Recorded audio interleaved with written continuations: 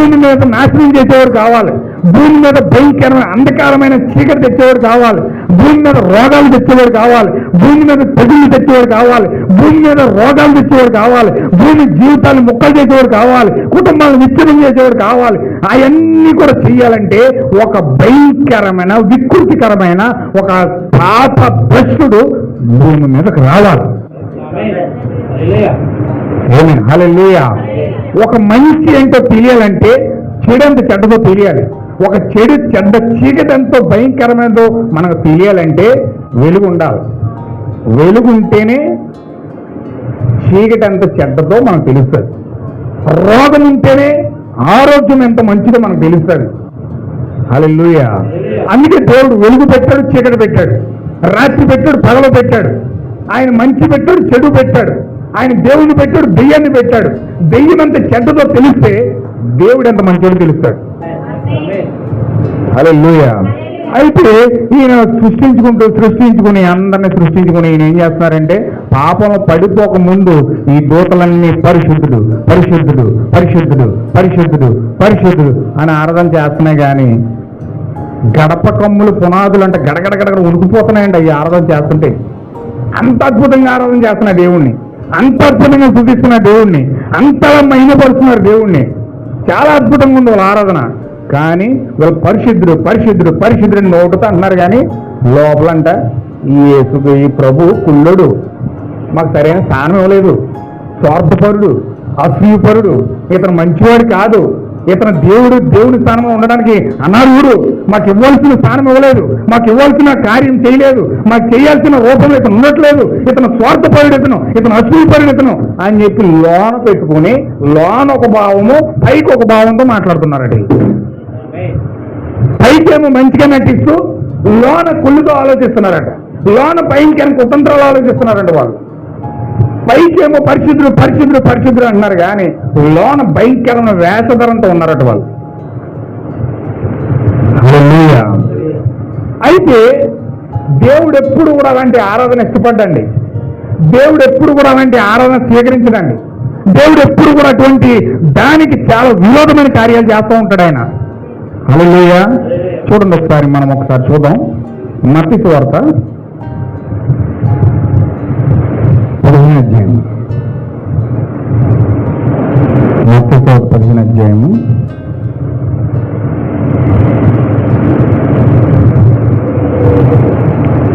6వ వచనం చూద్దాం.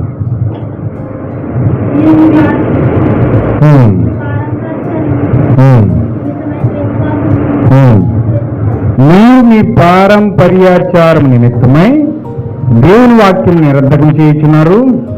వేషధారులారా, ఈ ప్రజలు తమ పెదవులతో నన్ను గణపరచుదురు గాని వారి హృదయము నాకు దూరముగా ఉన్నది. మనుషులు కల్పించిన పద్ధతులే దైవోపదేశములను బోధించు వారు నన్ను వ్యర్థముగా ఆరాధిస్తున్నారు అని యెషయా మిమ్మల్ని గూర్చి ప్రవచించిన మాట సరియే అని వారితో చెప్పి జన సమూహమును చూసి పిలిచి, మీరు విని గ్రహించుడి. నోట పడినది మనుషులు పవిత్రపరచదు కానీ నోట నుండి వచ్చినదే మనిషిని అపవిత్రపరచునని వారితో చెప్పాను. హల్లెలూయా. ఏం చేస్తున్నారండి వీళ్ళు? మనుషులు కల్పించిన పద్ధతులే దైవోపదేశాలను బోధిస్తూ అంట ఏ దేవుణ్ణి వ్యర్థముగా ఆరాధిస్తున్నారట. అంటే వాక్యము చెప్పినది వేరు, వీళ్ళు చేసేది వేరు. వాక్యము ఆజ్ఞలు వేరు, వీళ్ళు చేసేది వేరు. మనుషులు కల్పించినవే ఆజ్ఞలుగా మార్చి అవే దేవుడు చెప్తున్నాడు, అవే దేవుడు మాట్లాడుతున్నాడు అని చెప్పి వీళ్ళు పెదవులతో దేవుణ్ణి గణపరుస్తున్నారు. కానీ పెదవులతో దేవుణ్ణి ఆరాధిస్తున్నారు. కానీ వాళ్ళ హృదయం అంట దేవునికి చాలా దూరంగా ఉందట. హల్లెలూయా. ఇది ఒకప్పుడు పరలోకంలో జరిగింది. దేవదూతలు అలాగే ఆరాధన చేస్తున్నాయి, దేవదూతలు అలాగే ప్రార్థన చేస్తున్నాయి, దేవదూతలు అలాగే స్తుతులు అర్పిస్తూ ఉన్నాయి, దేవదూతలు అలాగే దేవుణ్ణి ఆరాధిస్తూ హృదయంలోనేమో సాతాను మాటను ఆలకించి లూసిఫర్ చెప్పిన మాటలు గ్రహించి లూసిఫర్ చెప్పిన మాటలు హృదయంలో పెట్టుకుని లూసిఫర్ చెప్పిన ప్రవర్తన అంతా వాళ్ళు అనుకరిస్తూ లూసిఫర్ ఎక్కించిన స్వార్థాన్ని, అసూయను, ద్వేషాన్ని వెళ్ళగక్కుతూ పైకేమో పరిశుద్ధుడు పరిశుద్ధుడు పరిశుద్ధుడు అంటున్నారు. హల్లెలూయా. ఇప్పుడు డినామినేషన్ యొక్క స్పిరిట్ ఎక్కడయ్యిందంటే, డినామినేషన్ యొక్క ఆరాధన అసలు ఇక్కడ స్టార్ట్ అవ్వకముందు ఎక్కడ స్టార్ట్ అయిందని పరలోకంలో స్టార్ట్ అయింది. అవి దేవదూతలు చేసేవి, అక్కడ ఆరాధన దేవదూతలు చేసేవి. ఆరాధన ఎలా చేసేవి అంటే, హృదయమేమో సాతానికి ఇచ్చింది, నోరేమో దేవుడికి ఇచ్చింది. ఆ దేవదూతలన్నీ నోటితోనేమో పరిశుద్ధుడు పరిశుద్ధుడు అంటున్నారు, హృదయం అంతానేమో సాతానికి ఇచ్చి సాతాను చెప్పిన మాటలను ఎక్కించుకుని అసూయతో నిండిన వారే వాళ్ళు భయంకరంగా దేవుణ్ణి ద్వేషిస్తూ దూషిస్తూ పైకి మాత్రం పరిశుద్ధుడు పరిశుద్ధుడు పరిశుద్ధుడు అంటున్నారు. చాలా మంది ముఖస్తుతి చేస్తారండి, పొగిడేస్తారు, చాలా పొగుడుతారు, కానీ ఉత్తుదే లోపల ఒక ఆలోచన ఉంటుంది, బయట ఒక ఆలోచన ఉంటుంది.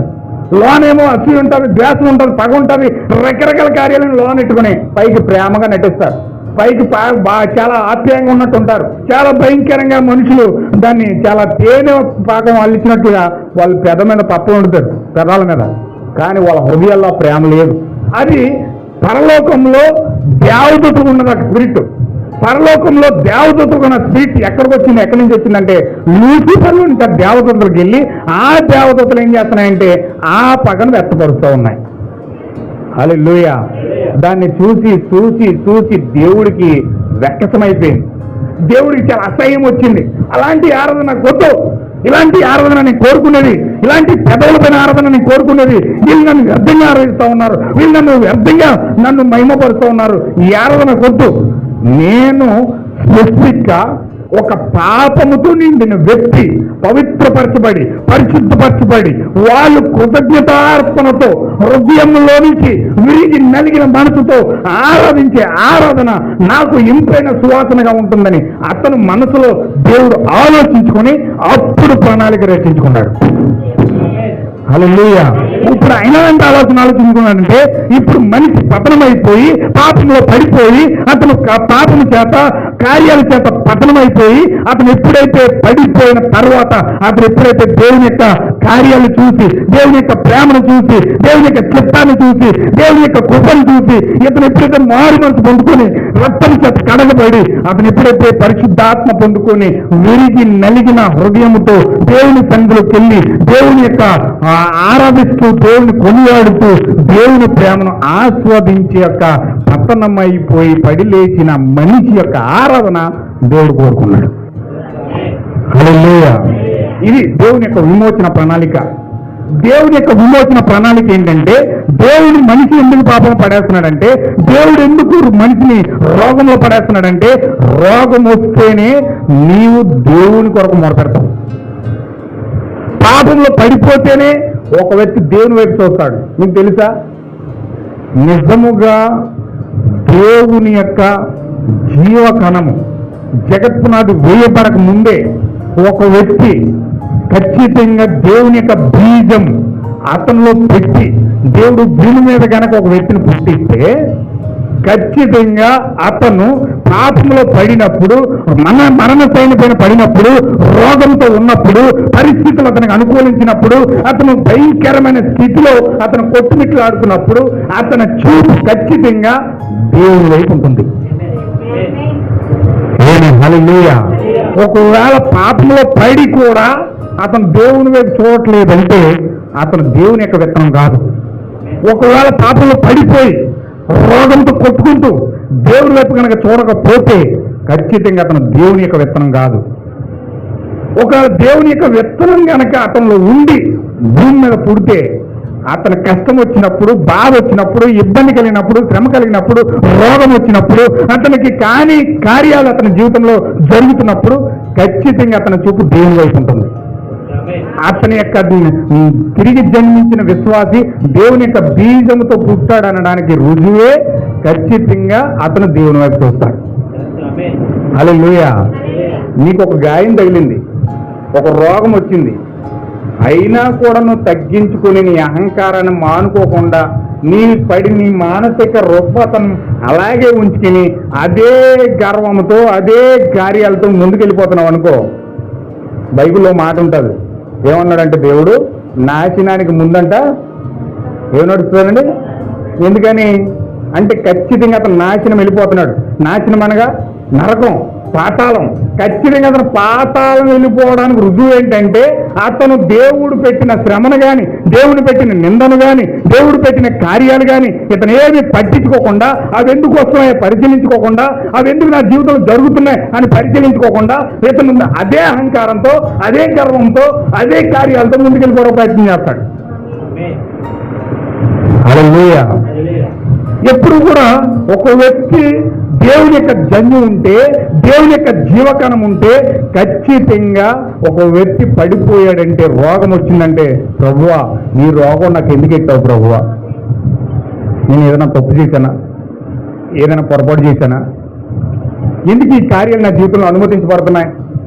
నీ అనుమతి లేకుండా నా జీవితంలోకి ఏవి రావు. నీ అనుమతి లేకుండా ఒక తల వెంట్రుక కూడా నేలను వాలదు.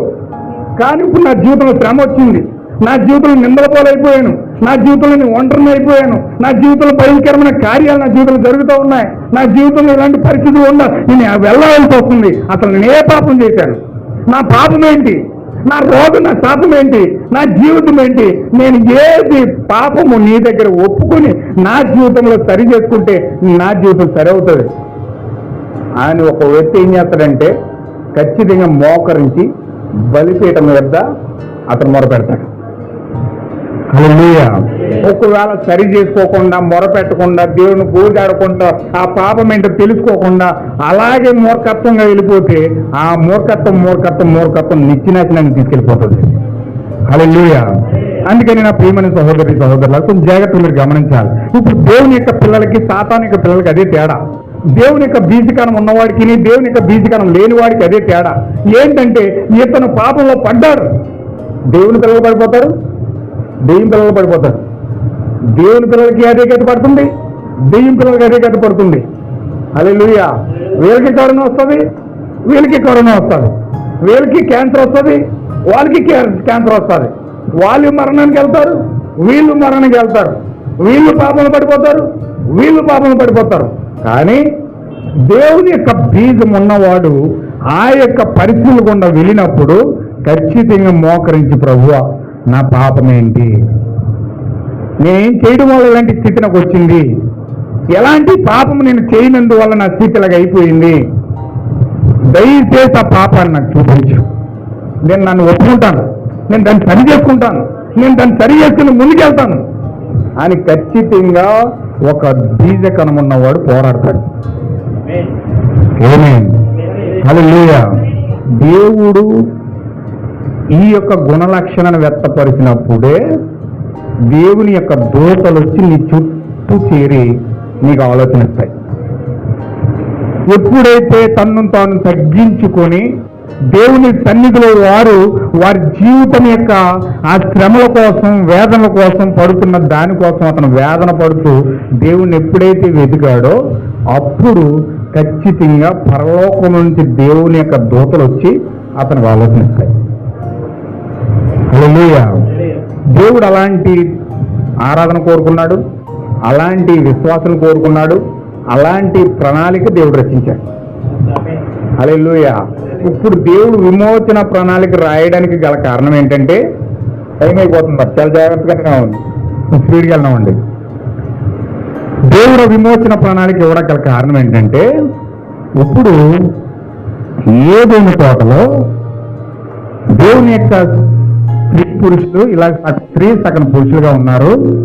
అయితే ఆదాముని ఏ విధంగా ఆపరేషన్ చేసి దేవుడు ఆ స్త్రీని సపరేట్ చేసి వేరు చేశాడో, దేవుడు మనిషిగా భూమి మీదకి వచ్చాడు.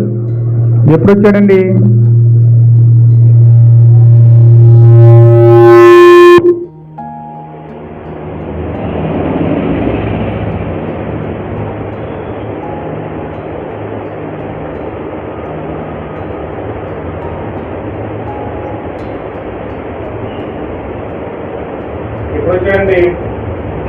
దేవుడు మనిషిగా భూమి మీదకి వచ్చాడు. ఎప్పుడు వచ్చాడు?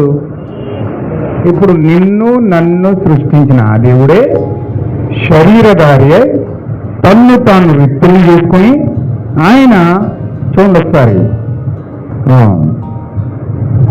1 కొరింథీ పత్రిక 10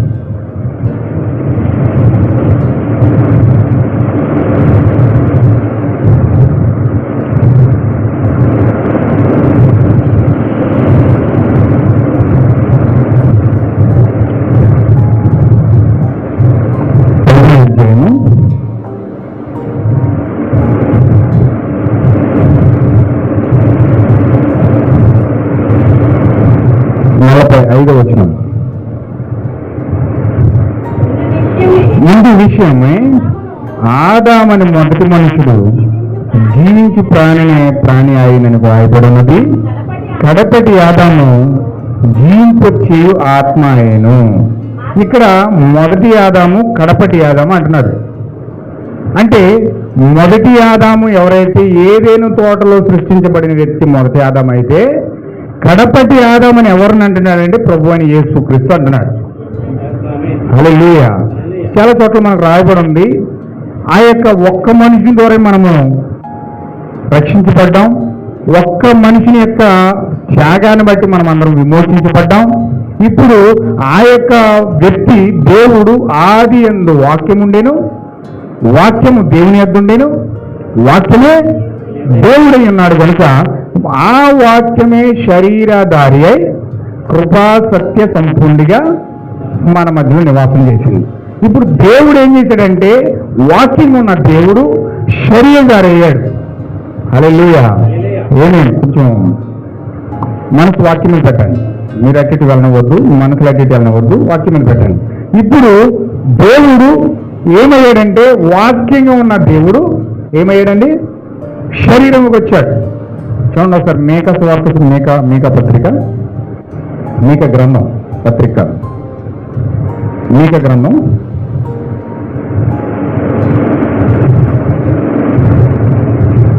1:3 యెహోవా తన స్థలము విడిచి బయలుదేరుచున్నాడు, ఆయన దిగి భూమి యొక్క ఉన్నత స్థలముల మీద నడవబోచున్నాడు అని రాశాడు ఇక్కడ. అంటే యెహోవా ఏం చేస్తున్నాడంటే తన స్థలమును విడిచి భూమి యొక్క ఉన్నత స్థలముల మీద నడవబోచున్నాడు అని రాశాడు. అంటే యేసుక్రీస్తు రాకముందు ఇంచుమించు 600 సంవత్సరాల క్రితమే ఇక్కడ మేక ప్రవచించాడు. ఏమని ప్రవచించాడంటే యెహోవా వాక్యంగా ఉన్న దేవుడు శరీరం ధరించుకుని ఆయన ఒక మనిషికి భూమి మీద యొక్క ఉన్నత స్థలముల మీద నడవబోతూ ఉన్నాడు. అంటే యెహోవాయే శరీరం ధరించి భూమి మీదకి యేసుక్రీస్తుగా ప్రత్యక్షమవుతూ ఉన్నాడు. ఎలా వచ్చాడండి? యెహోవాయే యేసుక్రీస్తుగా భూమి మీదకి వచ్చాడు. యెహోవాయే యేసు అనే శరీరంలో నివాసం చేస్తూ ఉన్నాడు. హల్లెలూయా. చూడండి ఒకసారి మేము లేఖనాలు చూపిస్తున్నాను చూడండి, దాన్ని కొంచెం చాలా గ్రహిస్తే మీరు కొంచెం అర్థమవుతాయి. మత్తయి యోహాను సువార్త 8వ అధ్యాయము 19వ వచనం. యోహాను సువార్త 8:19. వారు మీ తండ్రి ఎక్కడ ఉన్నాడని ఆయన అడుగుగా యేసు మీరు నన్నైనను నా తండ్రి నన్ను ఎరుగరు, నన్ను ఎరిగి ఉంటిరా నా తండ్రిని ఎరిగి ఉందిరా అని చెప్పాను. ఇక్కడ ఏం చెప్తున్నాడంటే యేసుక్రీస్తుతో మాట్లాడుతున్నారు వాళ్ళు. ఇప్పుడు త్రిత్వవాదులు ఏం మాట్లాడతారంటే తండ్రి పైన ఉన్నాడు, కుమారుడికి ఎందుకు వచ్చాడని చెప్తాడు.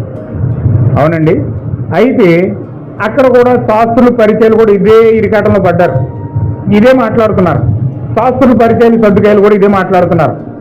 యేసుక్రీస్తు ఇక్కడ ఆయన కుమారుని అని చెప్పుకుంటున్నాడు. ఆయన కుమారుని అని చెప్పుకుంటే మరి తండ్రి ఎక్కడ ఉన్నాడు? తండ్రి పైన ఉన్నాడు కదా.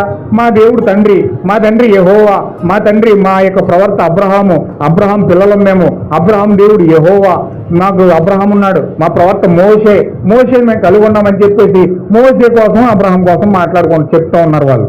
కానీ యేసుక్రీస్తు అన్నాడు అబ్రహాము కనుక మీరు ఎరుగుంటే నన్ను కూడా ఎరుగుందరు. ఎందుకంటే అబ్రహాం నా దినం చూడాలని చాలా ఆశపడ్డాడు, అబ్రహాం నన్ను కలుసుకున్నాడు అని చెప్తున్నాడు. అబ్రహాం ఎప్పుడు కలుసుకున్నాడు? సింధూరవనంలో కలుసుకున్నాడు. ఆ సింధూరవనంలో కలుసుకున్న యెహోవాయే శరీరం ధరించుకుని భూమి మీదకి వచ్చేసాడు. ఇప్పుడు హల్లెలూయా. అబ్రహాము భూమి మీదకి వస్తే దేవుడే శరీరం ధరి భూమి మీదకి వస్తే అబ్రహాం పాలు పెట్టాడు, వెన్న పెట్టాడు, మాంసం పెట్టాడు, రొట్టె పెట్టాడు, అన్ని పెడితే ఆయన శుభ్రంగా తినే దేవుడు వెళ్ళాడు. ఆయన యేసుక్రీస్తు అదే మాట్లాడుతున్నాడు. మీ అబ్రహాం కోసం మీరు మాట్లాడుతున్నారయ్యా, అబ్రహాం దగ్గర నేను వెళ్తే నాకు మాంసం పెట్టాడు, వెన్న పెట్టాడు, భోజనం పెట్టాడు, చక్కగా పాలు ఇచ్చాడు, జొన్న రొట్టెలు తయారు చేసి పెట్టాడు, అవన్నీ నేను తినేళ్ళాను. నా దినం కోసం ఆయన ఎంతో ఎదురు చూసి నాకు అవన్నీ పెడితే నేను తినేళ్ళాను.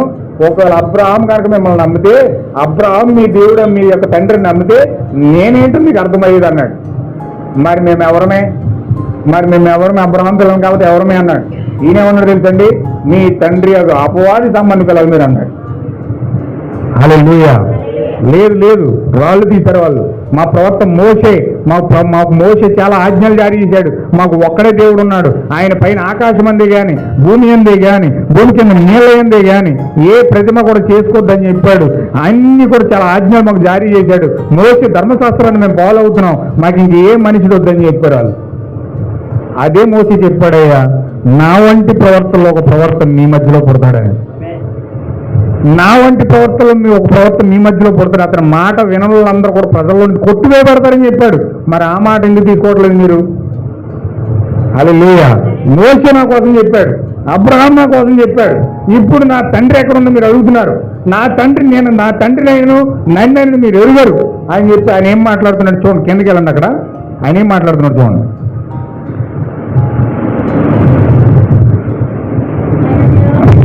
ఆయన దేవాలయంలో బోధించుండగా కానుక పెట్టిన చోట ఈ మాటలు చెప్పాను. ఆయన గడి ఇంకనూ రాలేదు కనుక పట్టుకోలేదు.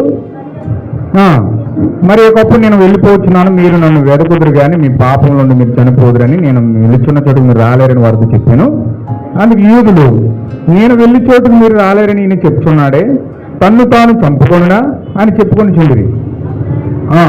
అప్పుడు ఆయన, మీరు కిందివారు, నేను పైనుండి వాడును, మీరు ఈలోక సంబంధులు, నీ ఈలోక సంబంధిని కాను, కాగా నీ పాపములోనే ఉండి మీరు చనిపోదురని మీకు చెప్పుకుని, నేను ఆయననని మీరు విశ్వసించకపోతే మీ పాపములో నుండి చనిపోదురని ఏమని చెప్తున్నాడంటే, నేనే ఆయననని, నేనే తండ్రినని నేను మీకు చెప్తున్నాను. నేనే తండ్రినని మీతో చెప్తున్నాను. ఒకవేళ మాట కనుక మీరు నమ్మకపోతే మీ పాపములో మీరే చచ్చిపోతారని నేను నిశ్చయంగా మీతో చెప్తున్నాను అన్నాడు. అయితే వాళ్ళు ఏమన్నారు చూడండి ఒకసారి 27వ వచనంలో. తండ్రిని గూర్చి తమతో ఆయన చెప్పినని అప్పుడు కూడా గ్రహించలేదు. వాళ్ళు ఏమడిగారు? వాళ్ళ ప్రశ్న ఏంటి? నీ తండ్రి ఎక్కడున్నాడని అడిగాడు. ఈయనేం చెప్పాడు? మీరు నన్ను ఆయన నా తండ్రి నన్ను ఎరుగరు అని చెప్పి కొన్ని మాటలు చెప్పి ఈయనేమన్నాడంటే, నేనే తండ్రిని అన్నాడు. నేనే తండ్రిని అంటే వాళ్ళు అనుకుంటున్నారు ఇది ఎటకారంగా మాట్లాడుతున్నాడు అనుకుంటున్నారు, అపహాస్యం చేస్తున్నాడు, మమ్మల్ని ఎలకోలం చేస్తున్నాడు, ఎలకోలం మాట్లాడుతున్నారు అనుకున్నారు. కానీ తండ్రిని నేనే అన్న మాట, ఆయన తండ్రిని నేనే అని చెప్తున్నాడు అన్న సంగతి వారు గ్రహించలేదు, వారు పట్టుకోలేదు. అంటే యేసుక్రీస్తు సాక్షాత్తు ఎవరు చూడండి. దీనికి ఒక జోడీగా నేను 14 అధ్యాయం చూడండి, యోహాను సువార్త 14 అధ్యాయం 14:6. యేసు, నేనే మార్గమును సత్యమును జీవమును, నా ద్వారాని తప్ప ఎవడును తండ్రి వద్దకు రాడు. ఎరిగి ఉందురు. ఇది మరి విచిత్రం. ఈయన ఏం చేస్తున్నాడంటే, యేసుక్రీస్తు ఏమని మాట్లాడుతున్నాడంటే, అక్కడ నేనే మార్గం, నేనే సత్యం, నేనే జీవం అని చెప్పి మీరు తండ్రిని వెతుకుతున్నారు, నా తండ్రిని మీరు నన్ను ఎరుగుంటే నా తండ్రిని ఎరుగుందరు, అయితే ఇప్పటి నుంచి మీరు ఆయన చూస్తారన్నాడు. ఇప్పటి నుంచి మీరు ఆయన చూస్తున్నారంటే పక్కనున్న పిలుపు డౌట్ వచ్చేసింది. పక్కనున్న పిలుపు డౌట్ వచ్చి ఇప్పుడు చూస్తున్నారంటే ఎక్కడున్నాడు అని చురుగా చూసుకున్నాడు. ఎక్కడ తండ్రి కనపడతలా, తండ్రి లేడు అక్కడ. ఏంటి ప్రభువా ఏమన్నాడు చూడండి అక్కడ పిలుపు. అప్పుడు పిలుపు, ప్రభువా తండ్రిని మాకు కనపరచు, మాకు అంతే చాలని చెప్పగా యేసు, పిలుపు నేను ఎంతకాలము మీ వద్ద ఉండి నన్ను ఎరుగవా. ఏంటి పిలుపు, ఏమడుగుతున్నావు? పిలుపుకి డౌట్ వచ్చేసింది. ఆయన ఏమంటున్నాడు, నేనే మార్గం సత్యం జీవం అని చెప్పి నేనే తండ్రిని, ఇప్పటి నుంచి మీరు అది చూస్తున్నారని చెప్పినాడు.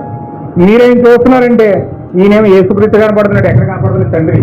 తండ్రి ఎక్కడ కనపడతలేదు. మొత్తం దుర్గా చూస్తే తండ్రి ఎక్కడ కనపడతలేదు. ఏంటి ప్రభు ఇలా మాట్లాడుతావు నువ్వు కూడా, దయచేసి మాకు తండ్రిని చూపించాడు అన్నాడు. అప్పుడు ఆయన ఏమన్నాడు తెలుసండి, ఏంటి పిలుపు, ఎంతకాలము నీ వద్ద ఉండినను నీవు నన్ను ఎరుగవా, నన్ను చూసిన వాడు తండ్రిని చూస్తున్నాడు కనుక ఎలా అడుగుతున్నావు? ఇదేం ప్రశ్న? నేనే తండ్రి నేను చెప్తుంటే మళ్ళీ తండ్రిని చూపించాను ఎలాగ అడుగుతున్నాను? అసలు ఎంతకాలం ఎంతగా నాతో తిరుగుతున్నావు, కనీసం ఈ మాటలు గ్రహించట్లేదా? నేనేమయ్యానో చూడట్లేదా? నీకు కనపడట్లేదా? కింద అన్నాడు చూడండి, తండ్రి యందు నేనును నా యందు తండ్రియు ఉన్నామని నీవు నమ్మటలేదా?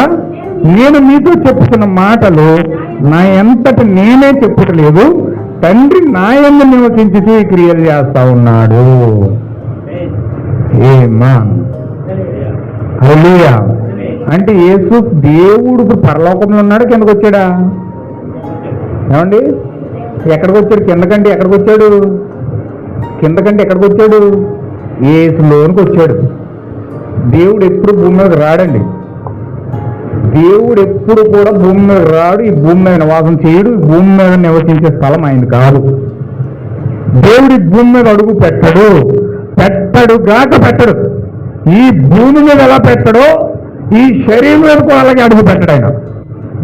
మనుషులు భ్రమ, దేవుడు భూమి మీదకి వస్తాడు, ఖచ్చితంగా దేవుడు భూమి మీదకి వస్తాడు అని మోసగించే దెయ్యం ఉన్నది. దేవుడు భూమి మీదకి రాడండి. దేవుడు భూమి మీదకి రానే రాడు. ఆయన భూమి మీదకి ఎలా వస్తాడంటే ఏదో ఒక వ్యక్తిని ఎన్నుకొని ఆ వ్యక్తి యొక్క హృదయంలోనికి మాత్రమే వస్తాడు ఆయన. హల్లెలూయా. ఆయన ఆది కాండంలో ఉన్న ప్రణాళిక అదే, ప్రకటన గ్రంథంలో ఉన్న ప్రణాళిక అదే, ఆది అంతము మొత్తం శాశ్వత ప్రణాళిక అదే ఉన్నది. అసలు ఆదాముని ఎందుకు చేసుకున్నాడంటే అంత సృష్టించి దేవుడు ఆదాము లోపల ఉండి ఆయన సింహాసనం ఆదాము లోపల పెట్టుకుని ప్రపంచాన్ని పరిపాలించడానికి ఆయన ప్రణాళిక వేసుకున్నాడు. హల్లెలూయా. అసలు ఆదాముని ఎందుకు చేసుకున్నాడు తెలుసండి? ఆయన సింహాసనం చూడండి, మనకి ఆంధ్రప్రదేశ్ ఉన్నదనుకోండి, రాజధాని కడతారు. రాజధాని ఎక్కడ కడతారంటే చక్కగా సెంటర్లో కడతారు, అమరావతిలో పెట్టారు ఇప్పుడు. అలాగే దేశం ఉన్నదనుకోండి, దేశంలో రాజధాని ఉంటుంది. మన దేశానికి రాజధాని ఢిల్లీ. ఆ ఢిల్లీలో అక్కడి నుంచే మొత్తం దేశాన్ని పరిపాలిస్తూ ఉంటారు. ప్రపంచం ఉన్నదనుకోండి, ప్రపంచానికి రాజధాని ఎవరంటే అమెరికా అయింది. ఇప్పుడు అమెరికా అక్కడి నుంచే ఆ యొక్క పెంటపాడు ఉంటుంది అక్కడ, అక్కడి నుంచే మొత్తం ప్రపంచం పరిపాలించబడతా ఉంటుంది. అక్కడే ఐక్యరాజ్య సమితి ఉంటుంది, అక్కడే ప్రపంచ బ్యాంక్ ఉంటుంది. ప్రపంచాన్ని అంతా పరిపాలించే ఆ యొక్క వ్యక్తులు అక్కడ ఉంటారు. అంటే ఇండియాకి ప్రపంచానికి రాజధాని అమెరికా అయితే, ఆ యొక్క మన ఇండియాకి రాజధాని ఢిల్లీ అయితే, మన ఆంధ్రప్రదేశ్ రాజధాని అమరావతి అయితే, దేవునికి ఒక రాజధాని ఉంది. దేవునికి ఒక రాజధాని ఉంది. ఆ దేవుని యొక్క రాజధాని ఎవరు కాదు, ఆదామై ఉన్నాడు. హల్లెలూయా. ఆయన ఆదాములో నుండి ప్రపంచాన్ని పరిపాలిస్తున్నాడు. ఆదాములో ఉండి జంతువులను పరిపాలిస్తూ ఉన్నాడు. ఆదాములో ఉండి ఖగోళ శాస్త్రాన్ని పరిపాలిస్తూ ఉన్నాడు. ఆదాములో ఉండి సముద్రాన్ని పరిపాలిస్తూ ఉన్నాడు. ఆదాములో ఉండి జీవరాశులను పరిపాలిస్తూ ఉన్నాడు. ఆదాములో ఉండి జలరాశులను పరిపాలిస్తూ ఉన్నాడు. అన్నీ కూడా ఆదాములో ఉండే పరిపాలిస్తూ ఉన్నాడు. అది ఆయన యొక్క ప్రణాళిక, అది ఆయన యొక్క పరిపూర్ణ చిత్తం, అదే ఆయన యొక్క శాశ్వతమైన కార్యక్రమమై ఉన్నది. అయితే దాన్ని పడగొట్టి, ఆ కార్యక్రమాన్ని పడగొట్టి, ఆ రాజధాని నాశనం చేసేసి, ఆ రాజధాని పాపంలో పడేసి, ఆ యొక్క రాజధాని యొక్క సింహాసనం మీద సాతాను కూర్చున్నాడు. హల్లెలూయా. ఆ రాజధాని మీద సాతాను ఎక్కేశాడు. సాతాను ఎక్కేసి సాతాను రూల్ చేస్తున్నాడు. ఇప్పుడు సాతాను రూల్ చేస్తుంటే ఏది మాట అంటలేదు, దేవుడు రూల్ చేస్తున్న మాట అంటే జంతువులైనా, చెట్లైనా, జీవరాశులైనా, జలరాశులైనా, ఖగోళ శాస్త్రమైనా ఏదైనా దేవుడు రూల్ చేస్తున్న మాట ఉంటాయి. కానీ ఆ సింహాసనం సాతానుడు ఎప్పుడైతే వెళ్ళాడో వేటికై మాట అంటాం మానేసి ఎవరి దారాలు చూసుకున్నారు, ఎవరి దారి ఎవరి మార్గం వాళ్ళు చూసుకున్నారు, ఎవరి చిత్తానుసారంగా వాళ్ళు వెళ్ళిపోతున్నారు. మా దారి మా రహదారి అన్నట్టు వెళ్ళిపోతున్నారు. ఎందుకంటే కూర్చున్న సాతాను. దేవుడు కూర్చుంటే అన్ని క్రమంలో ఉండును, దేవుడు కూర్చుంటే అన్ని మాటిను, దేవుడు కూర్చుంటే అన్ని సక్రమంగా జరుగును. కానీ అక్కడ దేవుడు లేకుండా దెయ్యం ఉండడాన్ని బట్టి ఎవరో కూడా మాట అనకుండా ఎవరు ఇష్టం వచ్చినట్టు వాళ్ళు వెళ్ళిపోయారు. కనీసం చిన్న దోమ కూడా మాట అనదు, చిన్న చీమ కూడా మాట అనదు. ఇప్పుడు అది కూడా కుట్టేసి వెళ్ళిపోతుంది, అది కూడా కరిచేసి వెళ్ళిపోద్ది. సావన్నా చచ్చిపోతుంది, నేను కుట్టడం మాత్రం మాందం. అంత బాధ, అంత కసి, అంత కోపం వచ్చేసి నీ చీమకు కూడా. ఎందుకంటే ఆ యొక్క కూర్చున్న సాతాను ఆ విధంగా రూల్ చేస్తూ ఉన్నాడు. హల్లెలూయా. కానీ దేవుని యొక్క ప్రణాళిక ఏంటంటే మనిషిని యొక్క హృదయంలో నుండి మాత్రమే భూమి మీదకి వస్తాడు. ఈ శరీరం అనే భూమి మీదకి రాడు. కానీ అందుకే యేసుక్రీస్తు అన్నాడు, పరలోకం వెళ్ళాలంటే రక్త మాంసములు పరలోక రాజ్యాన్ని స్వతంత్రించుకోవడం అన్నాడు. అంటే రక్త మాంసాల్లో దేవుడు నివాసం చేయడు. రక్త మాంసాల పరలోక రాజ్యం అంటే ఎవరు? పరలోక రాజ్యం అంటే ఎవరు? పరలోక రాజ్యం అంటే ఎవరు? ప్రభువు యేసుక్రీస్తే. అందుకే యేసుక్రీస్తు అన్నాడు పరలోకం వెళ్ళాలి, పరలోకం వెళ్ళాలి అని అందరూ అంటే ఆయన అన్నాడు పరలోక రాజ్యం ఇప్పుడు మీ మధ్యలో ఉందన్నాడు. పరలోక రాజ్యం ఇప్పుడు మీ మధ్యలో ఉందంటే ఆయన ఎలాగొచ్చేసాడు? ఆయనే ఒక మనిషిగా మారి ఆ పరలోక రాజ్యమే ఒక వ్యక్తిగా మారి ఆ మధ్యలో ఉంది. కానీ ఆ వ్యక్తిని చూడలేదు వాళ్ళు, పరలోక రాజ్యం పైకి చూస్తున్నారు. ఆయన ఏమన్నాడంటే పరలోక రాజ్యం మీ మధ్యలో ఉందన్నాడు. అంటే ఇప్పుడు యేసుక్రీస్తు సాక్షాత్తు ఆయనే ఒక రాజ్యమై ఉన్నాడు, ఆయనే ఒక దేశమై ఉన్నాడు, ఆయనే ఒక ఆత్మై ఉన్నాడు. ఇప్పుడు ఆయన ఆత్మ నివసించడానికి ఒక శరీరాన్ని తయారు చేసుకున్నాడు. ఆ శరీరమే ఆదామై ఉన్నాడు. ఇప్పుడు ఆదాముని ఎప్పుడైతే పడగొట్టాడో ఇప్పుడు దేవుడు ఏం చేస్తున్నాడంటే ఆ పరిపూర్ణమైన శాశ్వతంగా నివసించడానికి ఒక శరీరం అప్పటి నుంచి ఎత్తుకుంటున్నాడు. శరీరం మార్చుకుంటూ వస్తున్నాడు.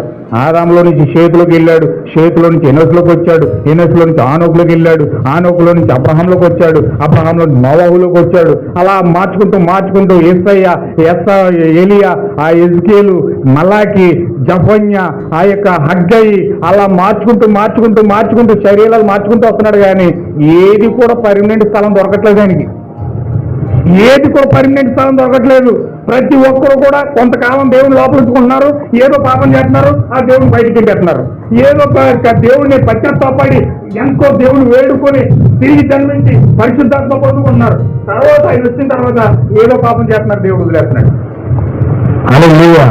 నా ఇష్టానుసారమైన హృదయం, నా హృదయానుసారుడని దావీదుని తెచ్చుకున్నాడు. దావీదులో నివసించడానికి ఆయన ఇష్టపడ్డాడు.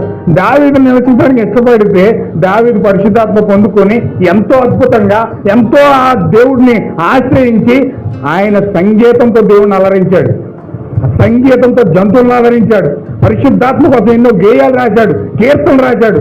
అలాంటి తోడు ఎప్పుడైతే ఒక బెత్షెబా ఒక స్త్రీ తగిలిందో ఆ స్త్రీ యొక్క వలలో పడిపోయి దేవుని యొక్క సన్నిధిని కోల్పోయాడు.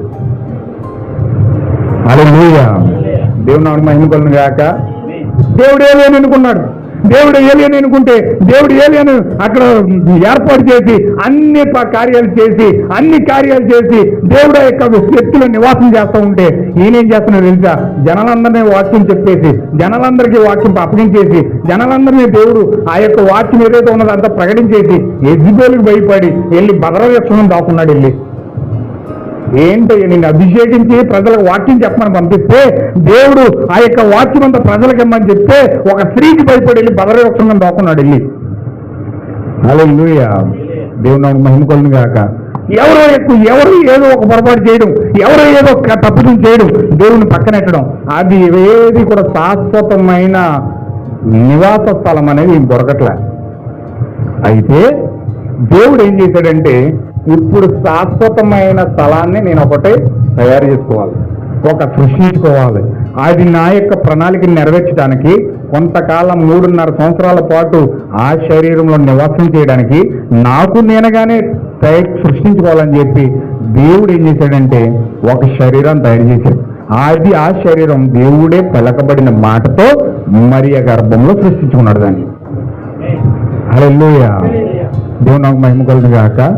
మరియ గర్భంలో ఆయన సొంత శరీరాన్ని తయారు చేసుకుని ఇప్పుడు ఆ శరీరంలో దేవుడు ఏం చేశాడంటే పరిపూర్ణంగా దిగిపోయాడు. చూడండి ఒకసారి, మనం ఒకసారి చదువుదాం. కొలస్సీ పత్రిక,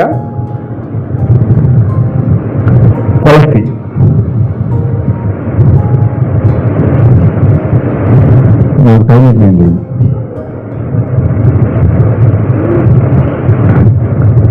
నేను కంక్లూడింగ్ చేసి నేను ఎదురుకెళ్తాను, వచ్చే వారం కంటిన్యూ చేస్తాను. దాన్ని 2:9 చదవండి. కొలస్సీ పత్రిక 2:9. ఏలయనగా దేవత్వం యొక్క సర్వ పరిపూర్ణతంతయు శరీరముగా క్రీస్తునందు నివసించుచున్నది. For in him dwelleth all the fullness of the godhead bodily. ఆయన ఏమంటున్నాడంటే దేవత్వం యొక్క సర్వ పరిపూర్ణత అంతయు కూడా ఇప్పుడు ఎక్కడ నివాసం చేస్తుంది? ఎక్కడ నివాసం చేస్తుందండి? క్రీస్తులో నివాసం చేస్తా ఉంది.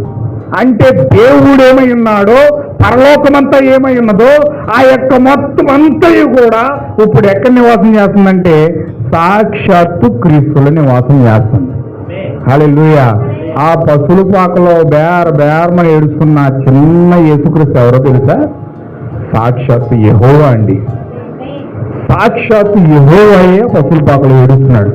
సాక్షాత్తు యెహోవాయే ఆ యొక్క గడ్డిలో ఆ పశువుల పాకలో కేరమని ఏడుస్తున్నాడు. ఆ యెహోవాయే ఆ యొక్క ఈదుల్లో తిరుగుతున్నాడు యెరూషలేములో. ఆ యెహోవాయే ఆ యొక్క గుడ్డివారి కళ్ళు ఇస్తా ఉన్నాడు. ఆ యెహోవాయే ఆ యొక్క సముద్రం మీద నడుస్తూ ఉన్నాడు. కంటు వారికి కాళ్ళు ఇస్తున్నాడు. చనిపోయిన వాడిని లేపుతున్నాడు. మోగోళ్ళకు మాటలు ఉన్నాడు. అందుకే కూర్చున్నాడు, నా తండ్రి నాలో ఉండి ఈ క్రియలు చేస్తా ఉన్నాడు అంటున్నాడు. హల్లెలూయా. అంటే యేసులో ఎవరున్నారండి? ఒకప్పుడు ఆదాములో ఉన్నాడు యెహోవా. ఇప్పుడు ఆదాములో ఉన్న యెహోవా ఇప్పుడు ఎక్కడున్నాడంటే క్రీస్తులో ఉన్నాడు. యేసు క్రీస్తులో ఉన్నాడు. అందుకే ఇద్దరు దేవుళ్ళు లేరు మనకి. మనిషి ఒక్కడే కనపడుతున్నాడు. ఆదాము కనపడుతున్నాడు, కానీ ఆదాము లోపల నవ్వు కనపడతలా? కనపడుతుందండి. ఆదామే కనపడుతున్నాడు, ఆదాము లోపల అవ కనపడతలా? దేవుడు వచ్చి ఆపరేషన్ చేసి వేడి చేసి ఆ యొక్క స్త్రీని పక్కకు పెట్టిన తర్వాత కనపడుతున్నాడు. అలాగే దేవుడు కనపడతలా? ఇక్కడ దేవుడు మనకు కనపడతలా? ఆ యేసుక్రీస్తు కనపడుతున్నాడు. యేసుక్రీస్తు లోపల ఉన్న దేవుడు కనపడతలా? ఎందుకని? యేసుక్రీస్తు లోపల దేవుడు ఉన్నాడు. హల్లెలూయా. ఏమాన్. ఇప్పుడు దేవుడు క్రీస్తులో ఉండి ఆ యొక్క యెరూషలేము వీధుల్లో నడుస్తున్నాడు. ఆ యొక్క మర్మము ఈ శాస్త్రులు కనపడతలేదు, ఈ సద్దుకాయలు కనపడతలేదు, ఈ పరిచయలు కనపడతలేదు. వీళ్ళేమన్నారంటే తండ్రి పైన ఉన్నాడు, వస్తాడు వస్తాడు వస్తాడు నా రాజు చేస్తాడు పాటలు పాడేస్తున్నారు. కానీ లోపల ఉన్న క్రీస్తు కనపడతలే. ఏమేన్. హల్లెలూయా. అలాగే సేమ్ ఆయన ఏం చేస్తున్నాడంటే ఆయన యేసుక్రీస్తే సాక్షాత్తు దేవుడైంది, యెహోవా అయింది, భూమి మీద యెరూషలేము వీధుల్లో 3.5 సంవత్సరాల పాటు తిరిగి ఆయన ఏం చేస్తున్నాడంటే ఆయన ప్రతి కుంటలు కాళ్ళు గుడ్డలు చూపిస్తే ఆయన ఏం చేస్తున్నాడంటే విమోచన ప్రణాళిక చేయడానికి వచ్చాడు కాబట్టి, క్రయధనము అర్పించడానికి వచ్చాడు కాబట్టి, మనుషుల పాపము ప్రాయశ్చిత్తార్థమై ఆయన గొర్రెపిల్లగా బలి అవడానికి వచ్చాడు కాబట్టి ఇప్పుడు ఆయన ఏం చేస్తున్నాడంటే సిలువలోకి వెళ్తా ఉన్నాడు. హల్లెలూయా.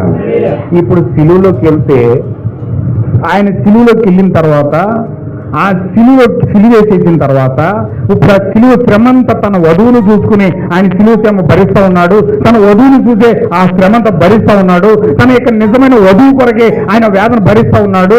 ఆ నిజమైన వధువును భూమి మీద తీసుకురావడానికి ఆ శ్రమంతా భరిస్తూ ఉన్నాడు. ఆ ఉమ్ములు చూసిన, ఆ ముండికిరెడ్ని పెట్టుకున్న, ఆ మేకులు వేయించుకున్న అంత తన వధువును చూసుకుంటూనే వెళ్తా ఉన్నాడు. ఇప్పుడు ఆయన ఏం చేస్తున్నాడు తెలుసండి? ఒక స్త్రీ డెలివరీ అయ్యేటప్పుడు ఎన్ని నొప్పులు పడతాయో అలాగే కలువరి శిలువలో నొప్పులు పడతా ఉన్నాడట. ఆయనకి నెలలు దాటిపోని, నెలలు నిండిపోని, సమయం సంపూర్ణమైపోయింది. కాలము సంపూర్ణమైనప్పుడు దేవుని కుమారుడు మన మధ్యలో ప్రత్యక్షం అవుతాడు అని దేవుడు ప్రవచించినట్లుగా, వాక్యం చెప్పినట్లుగా ఇప్పుడు కాలము సంపూర్ణమైనది కనుక దేవుని యొక్క వధువు భూమి మీదకి రావాలి కనుక, దేవుని యొక్క అవ్వ, నేను రెండవ అవ్వ, ఆ యొక్క దేవుని యొక్క భార్య భూమి మీదకి రావాలి కనుక ఇప్పుడు ఆయన ఏం చేస్తున్నాడంటే కలువరి శిలువలోకి వెళ్ళి నొప్పులు పడుతున్నాడు. కలువరి శిలువలోకి వెళ్ళి నొప్పులైతే ఎప్పుడైతే పడుతున్నాడో ఆయనను వీళ్ళు ఎప్పుడైతే యేసుక్రీస్తు కన్ను మూసాడో ఆ యొక్క రోమిడు వచ్చంట ఆ డొక్కలో ఎప్పుడైతే బల్లి మిచ్చుకుని పొడిచాడో ఆ బల్లి మిచ్చుకుని పొడిచిన మరుక్షణమే, ఆపరేషన్ జరిగిన మరుక్షణమే యేసుక్రీస్తుకి ఏదైనా తోటలో ఆదాముకి ఆపరేషన్ చేసినట్లుగా సిలువలో యేసుక్రీస్తుకి ఆపరేషన్ జరుగుతూ ఉంది. హల్లెలూయా. ఆదాము గాఢ మత్తులోకి వెళ్ళిపోయిన తర్వాత దేవుడు ఆపరేషన్ చేశాడు. యేసుక్రీస్తు కూడా కళ్ళు మూసిన తర్వాత ఆ బల్లి మెచ్చుకుని ఎప్పుడైతే పొడిచాడో ఆ పొడిచిన మరుక్షణమే, యేసుక్రీస్తుకి ఆపరేషన్ జరిగిన మరుక్షణమే ఆయన ఏం చేస్తున్నాడు?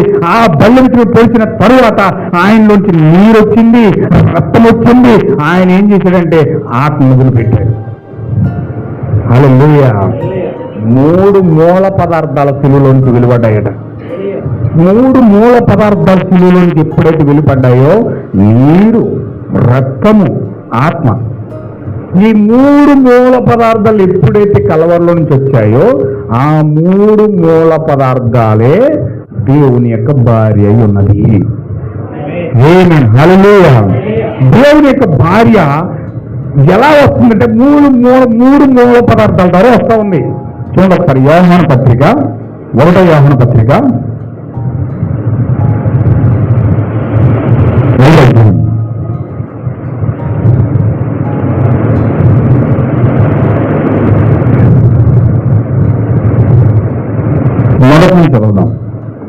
మొదటి యోహాను పత్రిక 5వ అధ్యాయం మొదటి నుంచి. యేసే క్రీస్తై ఉన్నాడని ప్రతి వాడును అదనమాట.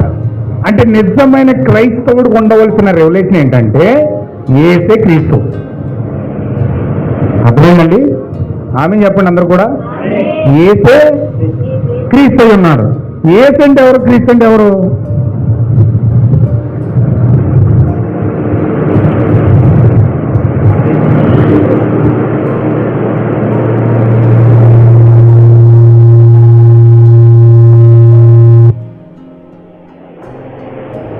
యేసు కనపడుతుందండి? కనపడుతుంది కదా? యేసు అంటే అర్థం ఏంటండి?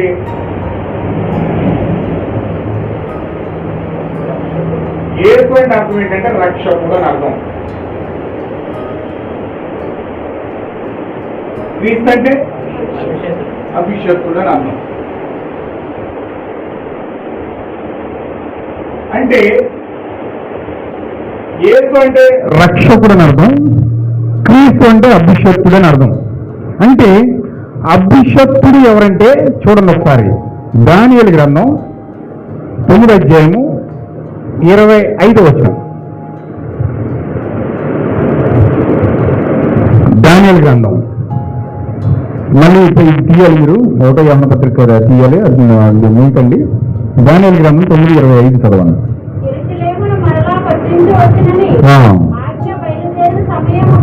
మొదలుకొని అభిషక్తుడుగా ఉందండి అక్కడ. చూడండి అక్కడ అందరూ ఒకసారి చూడండి. అక్కడ అభిషక్తుడు అన్న అక్కడ పుట్టినోట్లో ఒకటి ఉంటుంది, దాని కింద అర్థం ఉంటుంది చూడండి. దాని కింద లాస్ట్ లో ఏమని ఉంటుందంటే మెస్సయ్య. అంటే అభిషక్తుడు అనగా ఎవరంటే మెస్సయ్య.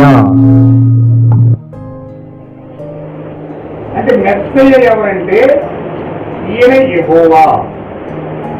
అంటే యెహోవా ఈ భూమి మీదకి ఎలా రావాలంటే దానియేలు ప్రవచనం ప్రకారం మెస్సియా భూమి మీదకి ఎలా రావాలంటే యెహోవా మెస్సియాగా రావాలి. దానియేలు చెప్పాడు 9వ అధ్యాయం 25వ వచనంలో. ఆయన ఏం చెప్పాడంటే, దానియేలు ఏం చెప్పాడంటే యెహోవాయే మెస్సియాగా భూమి మీదకి వస్తాడు. ఆ మెస్సియా అనగా అభిషక్తుడు, అభిషేకించబడి ఆయన భూమి మీదకి వస్తాడు. దాన్ని దావీదు కూడా చెప్పాడు కీర్తన గ్రంథంలో. ఆయన అభిషక్తునికి విరోధముగా అల్లరి ఎలా చేస్తున్నారని అడుగుతున్నాడు. అంటే అభిషక్తుడు అనగా మెస్సియా, అభిషక్తుడు అనగా క్రీస్తు, అభిషక్తుడు అనగా యెహోవా. అనగా యెహోవాయే మెస్సియాగా, క్రీస్తుగా, అభిషక్తుడిగా భూమి మీదకి వస్తా ఉన్నాడు. అనగా పూర్తిగా చెప్పాలంటే క్రీస్తు అనగా ఎవరంటే ఆత్మయ్య ఉన్నాడు. ఎవరండి? క్రీస్తు అనగా ఆత్మయ్య ఉన్నాడు. ఆత్మ అభిషేకించేది ఆయనే మెస్సయ్య ఉన్నాడు, ఆయన యెహోవా. ఇప్పుడు ఆ యేసు అనగా రక్షకుడు కాబట్టి ఈ రక్షకుడు అనగా రక్షకుడికి మరణం ఉంది, పుట్టుక ఉంది. రక్షకుడు పుడతాడు చచ్చిపోతాడు. రక్షకుడికి ఆది ఉంది, అంతముంది. రక్షకుడికి ఆది ఉంది, అంతముంది. ఈ శరీరానికి పుట్టుక. రక్షకుడు అనగా శరీరంలోకి వచ్చిన వ్యక్తి అనగా ఒక శరీరం. అది అంటే శరీరానికి పుట్టుక ఉంది, మరణం ఉంది. అందుకే యేసు అనగా అర్థం ఏంటంటే రక్షకుడు, ఒక శరీరము అని అర్థం.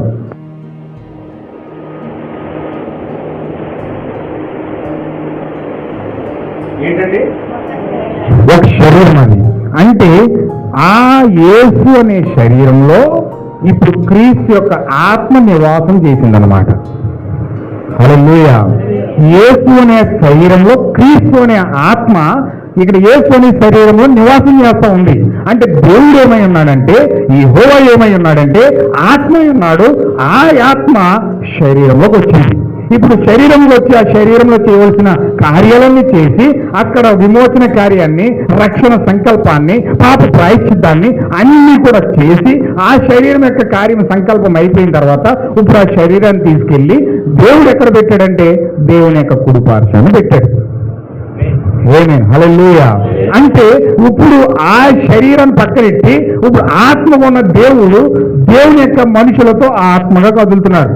అంటే ఆత్మ దేవుని యొక్క ఆ ఆత్మ నీలోకి రావాలి. హల్లెలూయా.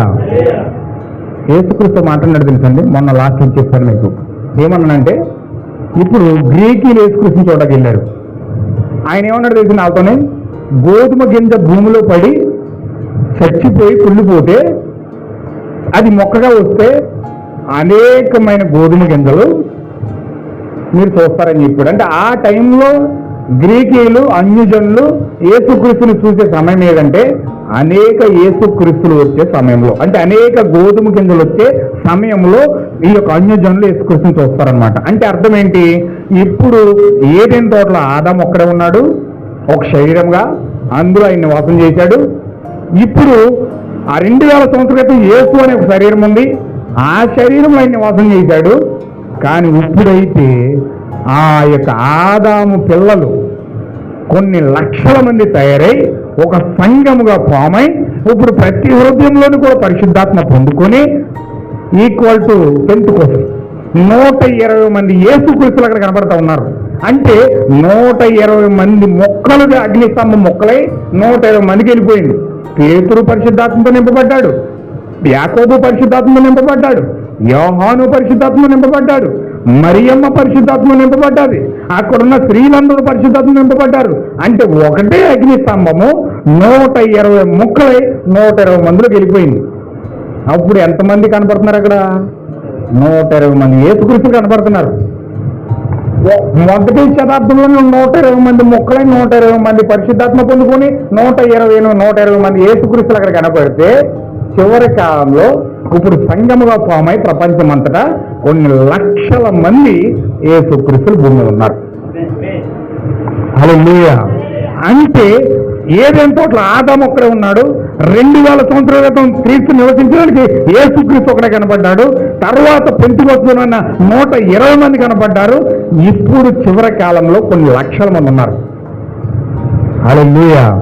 ఇప్పుడు వీళ్ళందరూ కలిసి దేవుని యొక్క విత్తనాలై ఉన్నారు.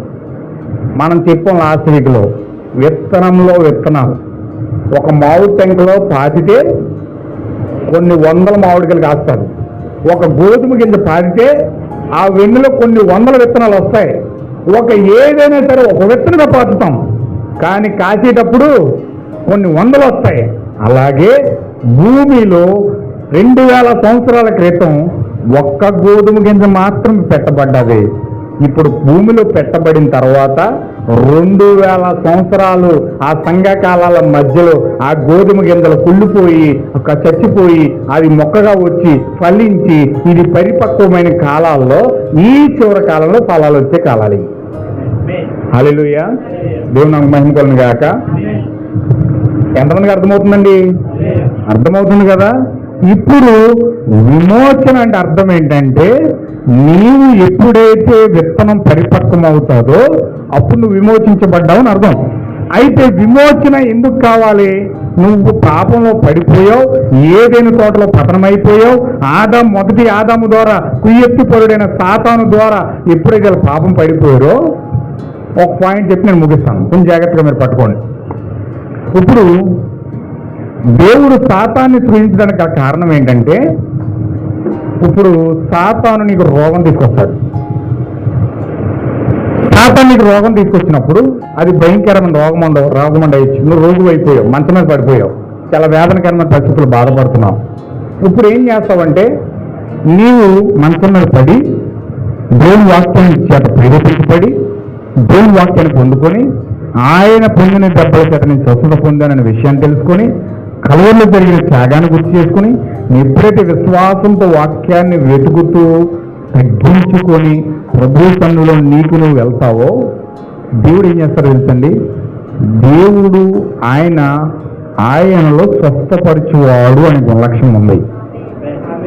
ఆయనలో ఏ గుణలక్షణం ఉందండి? స్వస్థపరచువాడు అనే గుణలక్షణం ఉంది. ఆయనలో ఉన్న గుణలక్షణం నిరుపయోగంగా చేసుకోవడానికి ఆయన సిద్ధంగా లేడు. ఇప్పుడు స్వస్థపరచువాడు బయటికి రావాలంటే భూమి మీద ఒక రోగం ఉండాలి, ఒక రోగాన్ని పొందుకున్న వ్యక్తి ఉండాలి. ఆ రోగాన్ని పొందుకున్న వ్యక్తి ఉంటేనే, ఆ రోగాన్ని స్వస్థపరిస్తేనే ఇతరులు ఉన్న స్వస్థపరిచేవాడు అనే గుణలక్షణం బయటకు వస్తుంది. హల్లెలూయా. మరి రోగం రావాలంటే రోగం తెచ్చేవాడు ఉండాలి కదా. రోగం రావాలంటే నీకు రోగం ఇచ్చేవాడు ఉండాలి కదా. ఆ రోగం ఇచ్చేవాడికి ఉండడానికి చేయడమే లూసిఫర్. ఇప్పుడు లూసిఫర్ ఎందుకు చేశాడంటే వాడేమో పట్టుకొచ్చి రోగం ఇస్తాడు, ఆ రోగంలో నువ్వు రోగు అయిపోయావు. నువ్వు ఎప్పుడైతే ప్రార్థించి దేవుడి సన్నిధిలోకి వెళ్ళి స్వస్థత కావాలి ప్రభువా, నన్ను స్వస్థపరచు ప్రభువా నువ్వు ఎప్పుడైతే అడిగావో, ఇప్పుడు దేవుడు వచ్చి ఆయన ఉన్న స్వస్థపరచువాడు అనే గుణలక్షణాన్ని తీసుకొచ్చి నీలో పెడతాడు. హల్లెలూయా. అంటే ఆయనలో ఉన్న గుణలక్షణాన్ని బయట పెట్టడానికి, ఆయన స్వస్థపరచువాడు అని నువ్వు గుర్తించడానికి ఆయన చేసుకున్న కార్యమే ఈ విమోచన ప్రణాళిక. ఈ విమోచన ప్రణాళికలో సాతానున్నాడు, సాతాను తీసుకొచ్చే పాపం ఉంది, సాతాను తీసుకొచ్చే రోగం ఉంది. ఆ రోగం తర్వాత వచ్చిన ప్రతిఫలము నువ్వు ఎప్పుడైతే ఆయన స్వస్థపరచువాడుగా గుర్తించావో, స్వస్థత పొందుకొని అప్పుడు ఆయన గుణలక్షణం వ్యక్తపరుస్తున్నాడు. హల్లెలూయా. నువ్వు పాపంలో పడిపోయావు, మనం అనుకుంటాం అలా చేసేసాడు, ఇలా చేసేసాడు, అలా పడిపోడు, ఇలా పడిపోడు, ఓకే రైట్. కానీ నిన్ను ఎందుకు పడేసాడంటే నువ్వు పడిపోయిన తర్వాత నువ్వు ఆకాశం వైపు చూసి ప్రభువా నేను పడిపోయాను, నన్ను రక్షించు ప్రభువా, నన్ను రక్షించు ప్రభువా, నన్ను రక్షించు ప్రభువా నువ్వు ప్రాధేయతతో విధేయతతో వాక్యం ఎదురు వెళ్తూ ఉంటావు. హల్లెలూయా. ఆయన ఏం చేస్తున్నాడు? కలవర రక్తం పట్టుకొచ్చి నేను పూసి కడిగి శుభ్రంగా పవిత్రపరిచి నిష్కలంకమైన వధువుగా నేను చేసి నీతిమంతుడిగా చేసి నీకు రక్షణ అనే పరిశుద్ధాత్మనికి ఇస్తా ఉన్నాడు. హల్లెలూయా. అంటే పాపం ఎప్పుడైతే నేను వదిలిపోయిందో, నువ్వు ఎప్పుడైతే పశ్చాత్తాపడి దేవుని సన్నిధిలోకి వెళ్ళి ఆ పాపాన్ని ఒప్పుకున్నావో, దేవుడు ఆ పాపాన్ని కడిగి పరిశుద్ధాత్మ ఇస్తా ఉన్నాడు. హల్లెలూయా. నువ్వేమయ్యావు? ఇప్పుడు రక్షించబడ్డావు. నీకు రక్షణ ఇచ్చింది ఎవరు? ఆ రక్షకుడు ఎలా గుర్తించావు? దేవుడు నా పాపాల కోసం సిలువలో చనిపోయాడు, సమాధి చేయబడ్డాడు, నా పాపం అంతా కడిగాడు, నీకు ఎలా తెలిసింది? ఆయన రక్షకుడుగా, నీ సొంత రక్షకుడుగా ఆయన బయలుపరచబడ్డాడు కాబట్టి, ఆ సొంత రక్షకుడు అనే గుణలక్షణం నీకు వ్యక్తపరిచాడు కాబట్టి ఇప్పుడు నువ్వు సాక్ష్యం ఇస్తున్నావు, ఆయన నా రక్షకుడు, ఆయన నా స్వస్థపరిచేవాడు. నీకు విమోచన ఇచ్చాడనుకో, ఆ విమోచన పొందుకున్నావు అనుకో, చెప్తావు ఆయన నా విమోచకుడు. నిన్ను పోషించాడు అనుకో, నువ్వు చెప్తావు ఆయన నా పోషకుడు. ఆయన నీకు ఆశ్రయం ఇచ్చాడు అనుకో, నువ్వు చెప్తావు ఆయన నాకు ఆశ్రయ దుర్గమయ్యాడు. నీకు ఒక కోట కట్టి నిన్ను అందులో భద్రపరిచాడంటే నువ్వు చెప్తావు ఆయన నా కొండ, ఆయన నా కోట. హల్లెలూయా. ఇప్పుడు అవన్నీ ఆ గుణలక్షణాలన్నీ నీకు వ్యక్తపరుచుకోవడానికి దేవుడు విమోచన ప్రణాళిక అంతయు పెట్టి ఆ విమోచన గ్రంథం అంతా రాసి నిన్ను పాపం పడేశాడు, నిన్ను ఆశ్రయం లేకుండా చేసేశాడు, నిన్ను అనాథగా చేసేశాడు, నిన్ను ఒంటరిగా చేసేశాడు, నీ పైన రోగం పెట్టాడు, నీ పైన శాపం పెట్టాడు, నీ పైన పాపం పెట్టాడు, సమస్తమాన్ని తీసుకొని నీ పైన రుద్దేస్తాడు దేవుడు. సాతానికి అప్పగించేసాడు నేను. ఎందుకు అప్పగించేశాడు? సాతాను కష్టపెడితే దేవుడే యోబుని తీసుకెళ్ళి సాతాను చేతులు ఎందుకు పెట్టాలి? సాతానే పని కట్టుకుని వెళ్ళి నేను యోబుని నేను శిక్షింతాను బాధింతాను ఏం అడగలే. అటు ఇటు తిరిగి యోగు దగ్గరికి వెళ్ళి ఆ పాతాళమంతా తిరిగి ఆ భూమినంతా తిరిగి దేవుడి దగ్గరికి వెళ్తే దేవుడు అంటాడు ఎక్కడి నుంచి వచ్చావు అన్నాడు. భూమి మీద అటు ఇటు తిరిగి వచ్చాను అన్నాడు. సరే నీ పని అంతేలే, నువ్వు అటు ఇటు తిరగడం నీ బొద్దు అంత అంతే. కానీ మరి ఏంటి సంగతి? భూమి మీద ఉన్న నా కుమారుడు ఉన్నాడు యోగు కోసం ఎప్పుడైనా ఆలోచించాను? ఊరుకో ప్రభువా, నువ్వేమో ఆయనకి ఇవ్వాల్సిందంత ఇచ్చేసావు, ఆస్తి ఇచ్చేసావు, అంత ఇచ్చేసావు, ఫోన్లో అవన్నీ పక్కనెట్టు. అతని దగ్గరికి వెళ్ళకుండా అసలు చుట్టేమో కంచి వేసేసావు. నేను ఎలాగెళ్ళను ఆయన దగ్గరికి? ఆ కంచి దాటి నేను వెళ్ళలేను, నా వల్ల కాదు. ఒక్కసారి ఆ కంచి తీసి చూడు, ఆ నోటితో నేను తప్పించలే చేస్తాను అన్నాడు. అప్పుడు చేసేది చెప్పడం. దేవుడు మాట్లాడి సాతాన్ని ప్రేరేపిస్తేనే కానీ దేవుడితో సాతాన్ని తప్పడం చేయలేడు. ఏ నోటితో జీవించాడో అదే నోటితో నేను చెప్పించలే చేస్తానని చెప్పి అప్పుడు వచ్చాడు. అంటే యోబుని తీసుకెళ్లి సాతానికి అప్పగించింది ఎవరండి? దేవుడు అప్పగించాడు. ఎందుకు అప్పగించాడు?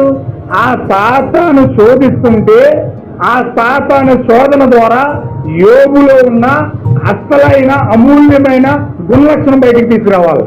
ఏంటి ఆ గుణలక్షణం?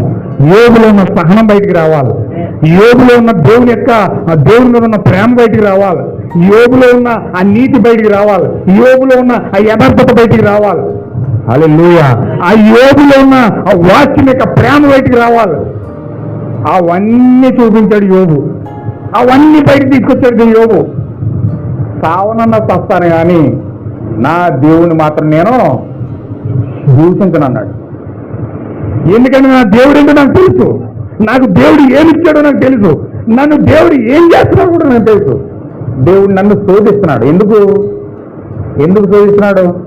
నాలో ఉన్న గుణలక్షణాలు బయట తీసుకురావడానికి, నాలో ఉన్న గుణలక్షణాలు దేవుని యొక్క గుణలక్షణాలతో కలవడానికి, ఆయన గుణలక్షణం, ఆయన రక్షకుడు నేను చూడాలి, ఆయన విమోచకుడు నేను చూడాలి, ఆయన స్వచ్ఛపరచుకోవడం నేను చూడాలి, ఆయన జీవం ఇచ్చుకోవడం చూడాలి, ఆయన నా కోటని నేను చూడాలి, ఆయన నా కొండని నేను చూడాలి, ఆయన నా వెలుగని చూడాలి, నా ఆశ్రయపురం అని నేను చూడాలి అని ఎప్పుడైతే ఆ యొక్క విషయాన్ని పట్టుకున్నాడో, పరిపూర్ణ ప్రణాళిక యోగుకు అర్థమైందో, అప్పుడు యోగు పరీక్ష అంతటిలో కూడా సుఖంగా సౌఖ్యంగా చక్కగా పరీక్షలో నిలబడ్డాడు.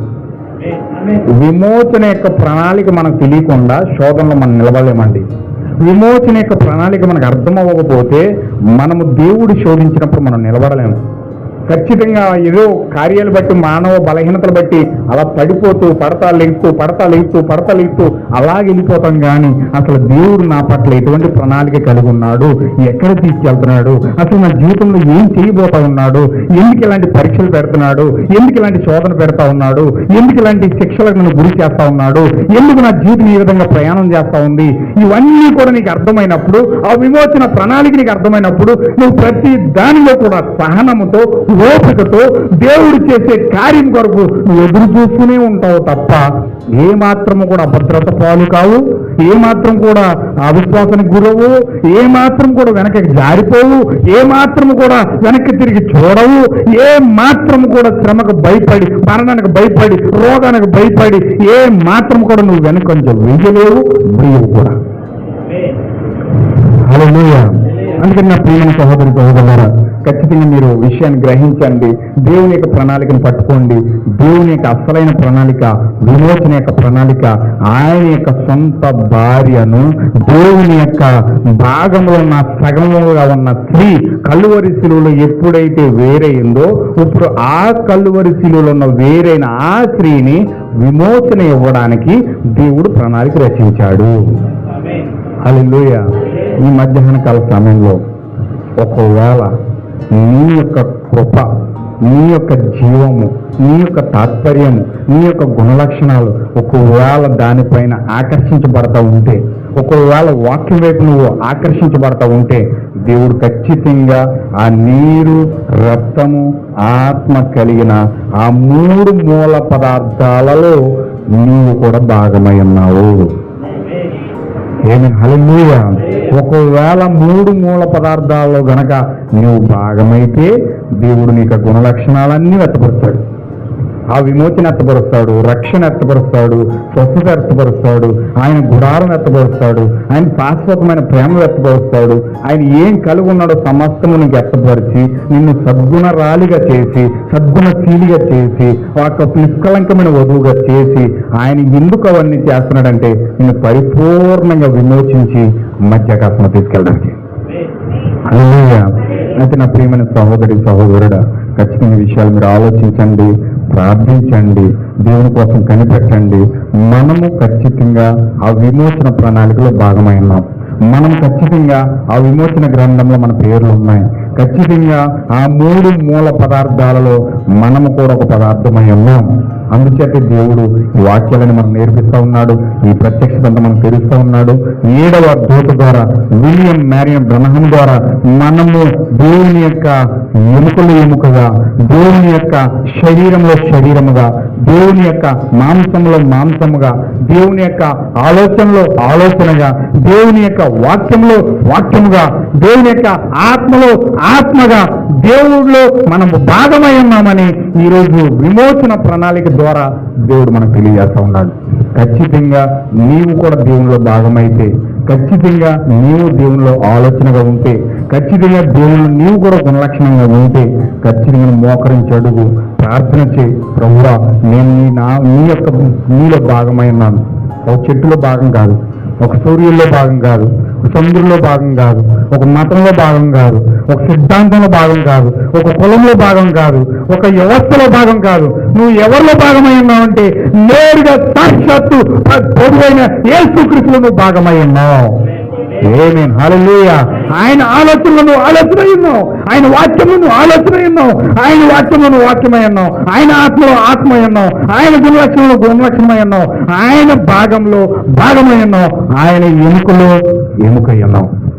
ఖచ్చితంగా నువ్వు ఎముక ఉంటే, మాంసంలో మాంసంగా ఉంటే, శరీరంలో శరీరంగా ఉంటే, ఆలోచనలో ఆలోచనగా ఉంటే ఖచ్చితంగా దేవుడు వాక్యాన్ని ఆకర్షిస్తూ ఉంది. ఆ గుణలక్షణాన్ని వ్యక్తపరుస్తూ ఉన్నాడు దేవుడు. ఖచ్చితంగా ఆ యొక్క పరీక్షలు, శోధనలు, ఆ కష్టాలు, కన్నీరు, బాధలు అవన్నీ కూడా నువ్వు వెంటాడుతూ ఉన్నాయి. ఆ వెంటాడినప్పుడు ఖచ్చితంగా ఆ పరీక్షలో నువ్వు నిలబడితే దేవుడు నిన్ను శోధించి శోధించి శోధించి శోధించబడిన మీదట నువ్వు సువర్ణమై, బంగారమై, దేవుని యొక్క వధువై, దేవుని యొక్క పరిశుద్ధమైన పట్టణంలో, దేవుని యొక్క కుడిపార్శ్వమున ఆ యొక్క 1000 ఏళ్ల పరిపాలనలో ఆ పక్కన కూర్చుని నీవు కూడా ప్రపంచాన్ని పరిపాలించే ఒక పాలి భాగస్తురాలుగా నువ్వు మారబోతూ ఉన్నావు.